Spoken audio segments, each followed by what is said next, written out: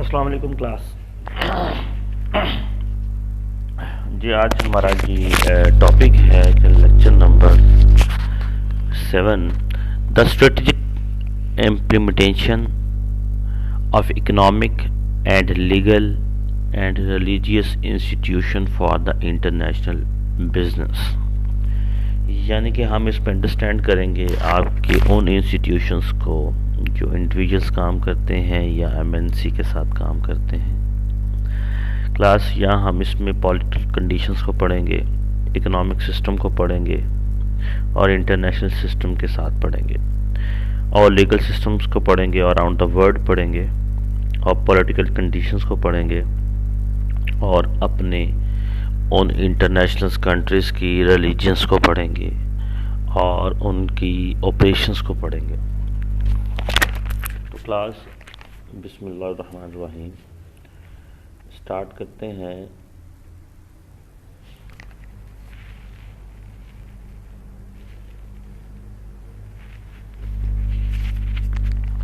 तो हम international business के अंदर फर्स्ट ऑफ टॉपिक इसमें सोशल इंस्टीट्यूशन की बात करेंगे।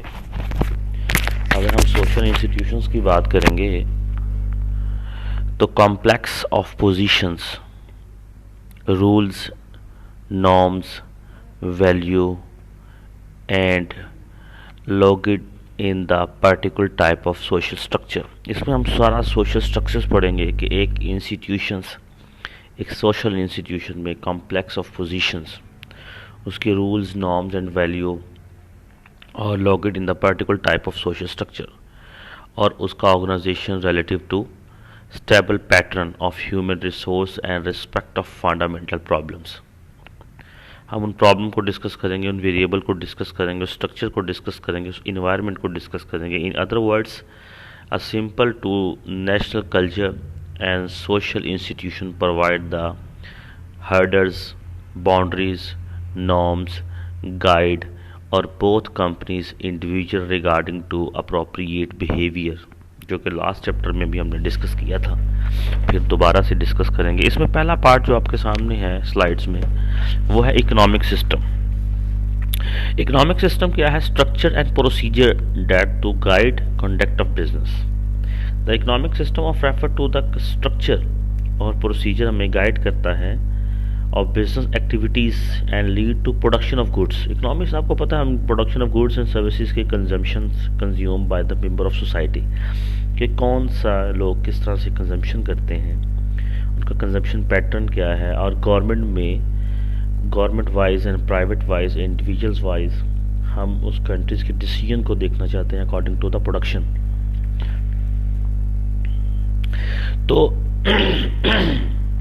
So what is the economic system? Economic system is the mechanism which deal with the production and distribution and consumption of goods and services in the particular society and comprise of people, institution and their relationship.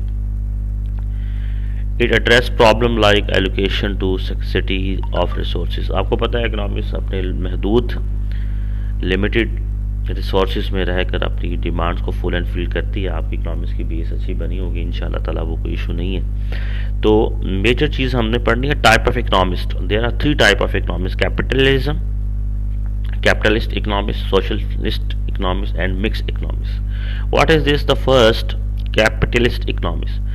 A capital economist is an economic system in which the production and distribution of commodities take place through the mechanism of free market.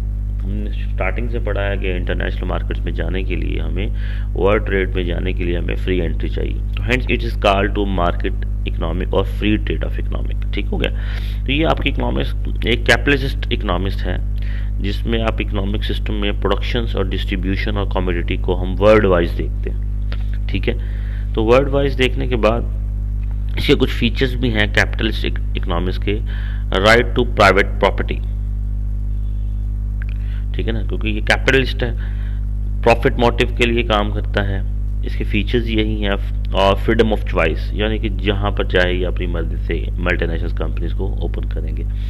Market force को देखते हुए ये markets को बनाएंगे। और minimal role of government, और ज़्यादा से मिनिमल रोल इंटरफेरेंस गवर्नमेंट की कम इसके साथ मौजूद होते हैं। यूएसए की अगर हम इकोनॉमिक सिस्टम को देखें तो यहाँ पर private business produce most of goods and services, almost 2/3 of the nations, and total output goes to individual for the personal use.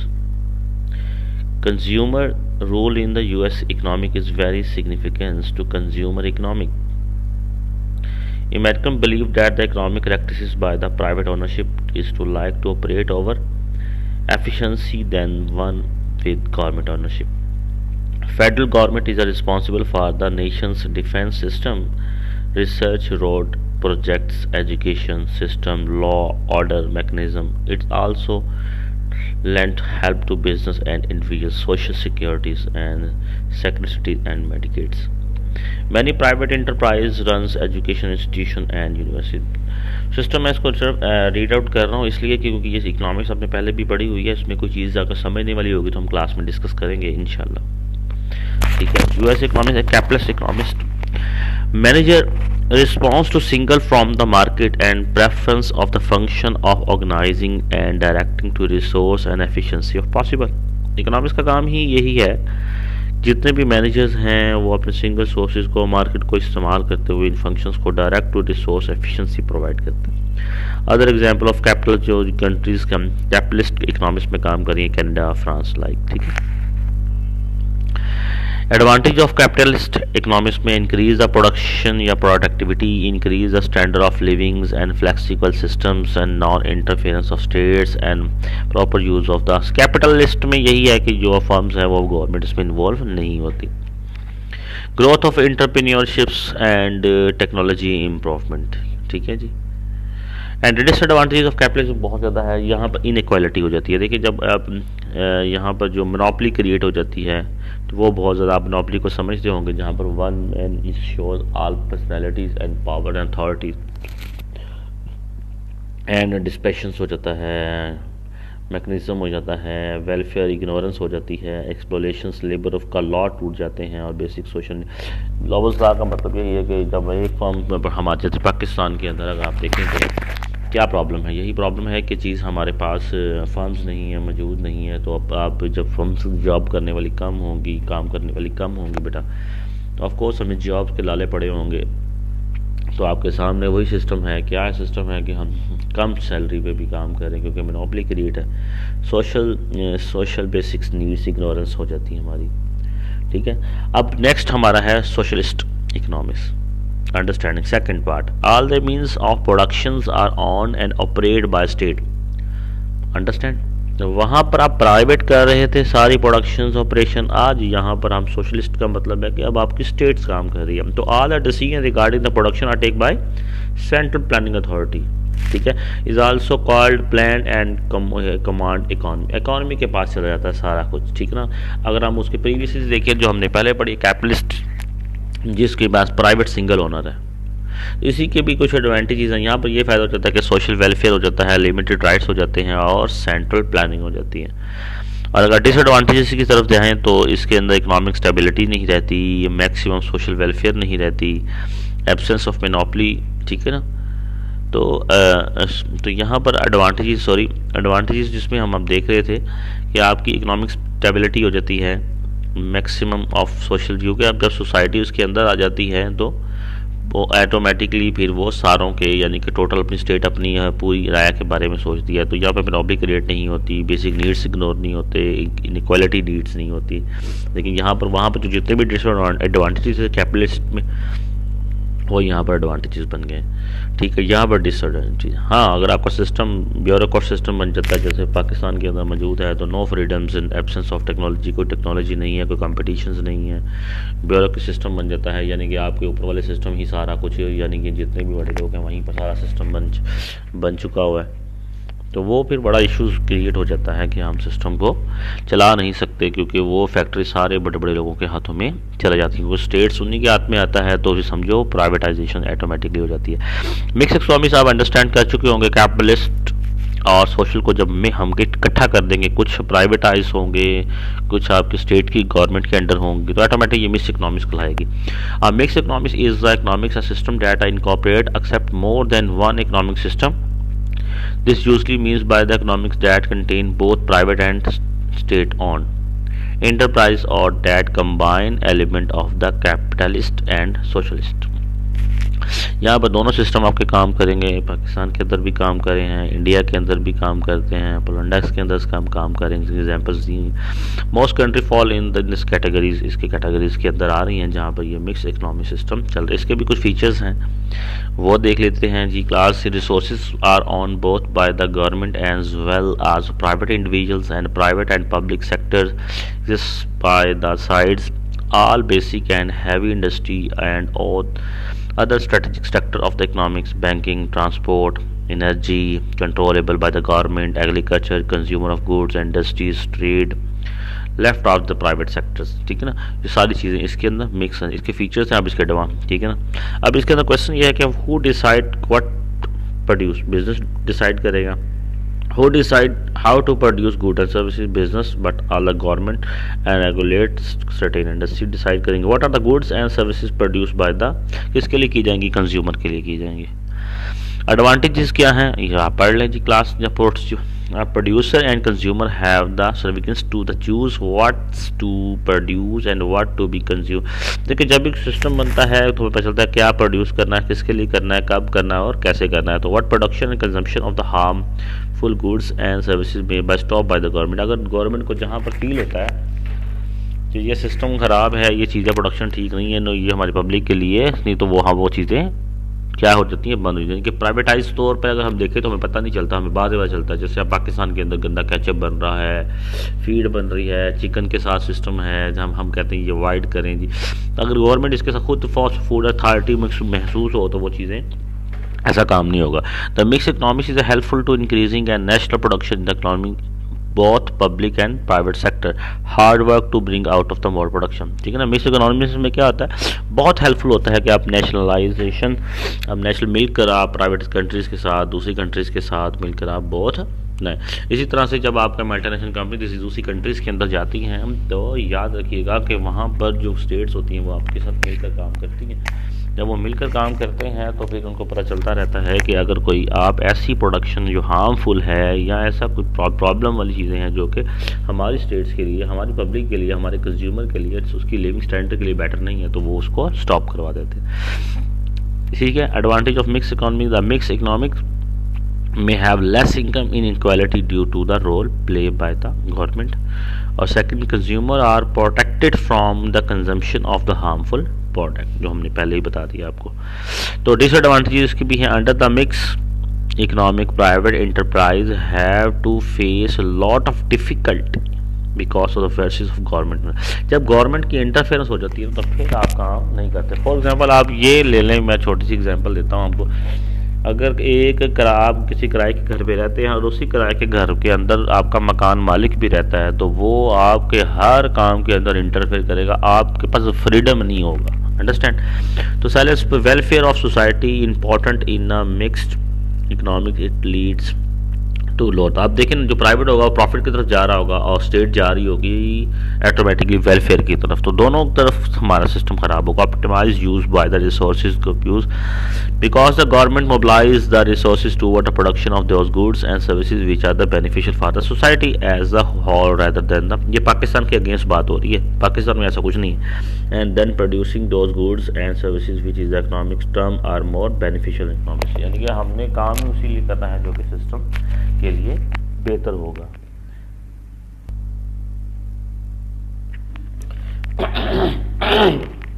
तो ये उसके कुछ डिसएडवांटेजेस थे।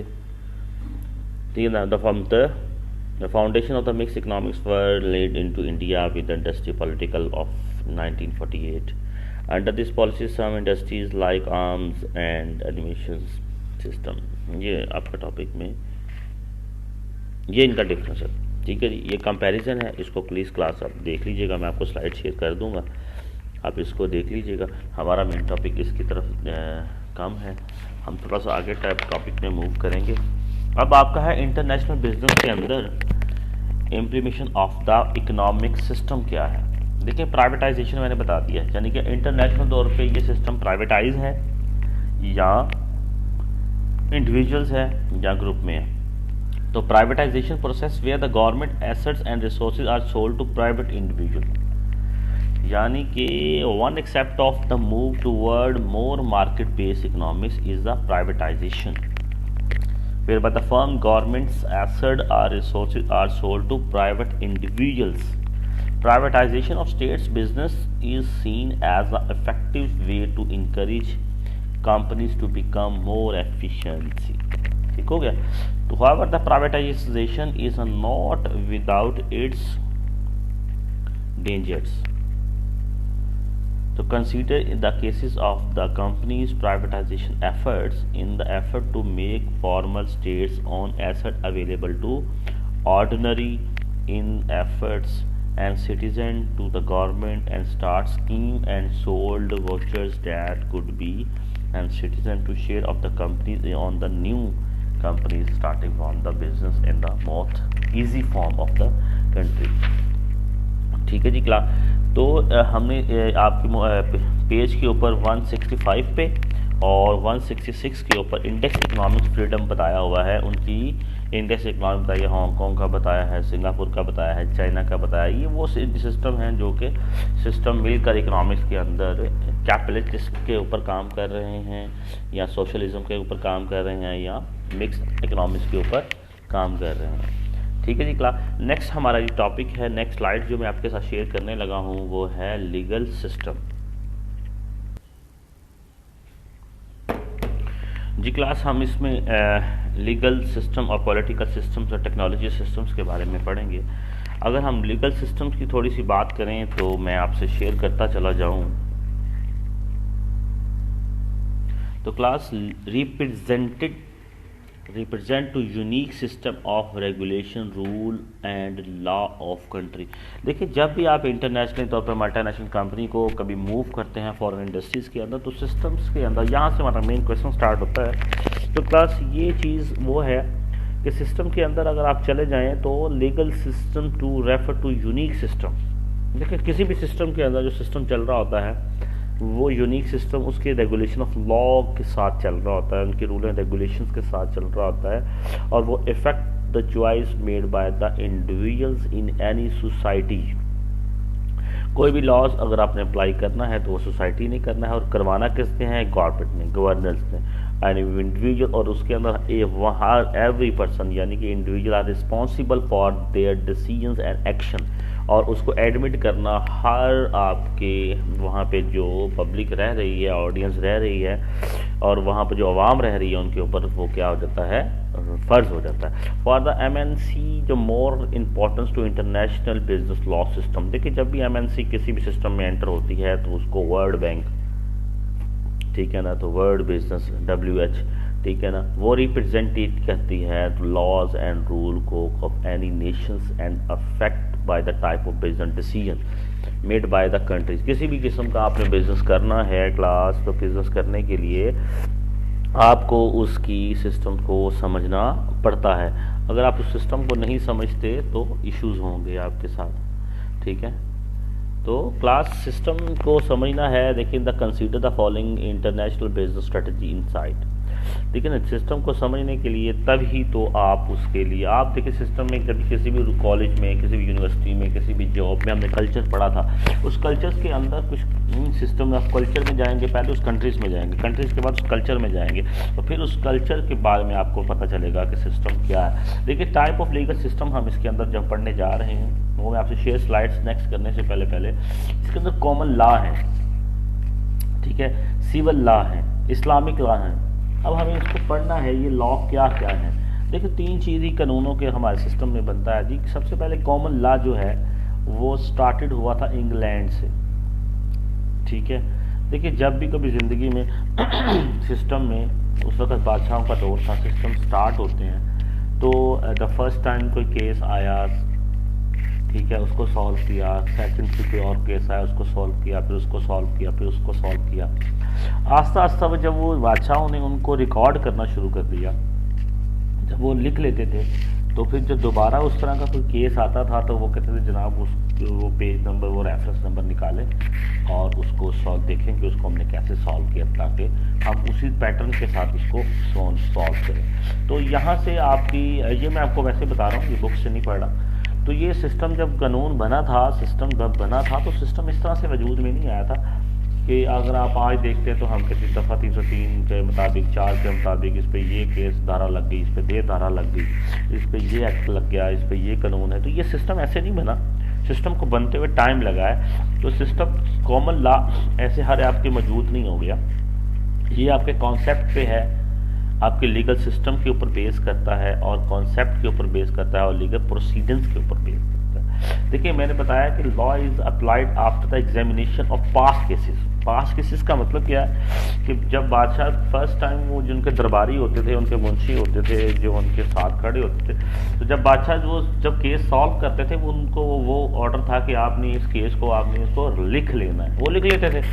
और नेक्स्ट टाइम वो इस तरह का कोई भी केस आते था तो वो इन कॉमन लॉ को जज trend to very natural and will allow to lawyer. अब हमारे सिस्टम में वहाँ पर उसको लॉयर कहते हैं, वो जज को प्रोसीड करता है कि जनाब ये गलती ऐसे हुई है, इसको सेट करना है। लेकिन ये पहले जब स्टार्ट हुआ था तो इस फॉर्म में इसको लिखते, हम राइट डाउन करते करते करते। देखिए जब भी वकील लॉयर को केस लड़ता है तो वो बुक्स के अंदर जाता है, वो देखता है इससे पहले कोई स्टडी तो नहीं हुई, इसका मतलब है कि उन्होंने राइट डाउन किया। इसी तरह लॉयर विल एग्जाम करता है ना प्रीवियस केसेस को, वो केस करने के बाद मेक देयर एग्रीमेंट्स करता है, कन्विंस करता है, ज्यूरी करता है अपोजिशंस को और कॉमन लॉ को सेटिस्फाइड करने की कोशिश करता है। तो in common law in choice by the lawyer law to critical and rule of successful defending this case, इनको हम कॉमन लॉ कहते हैं। सिविल लॉ क्या होते हैं? Legal system based on the detail set of rules and regulation that form of part of the legal code।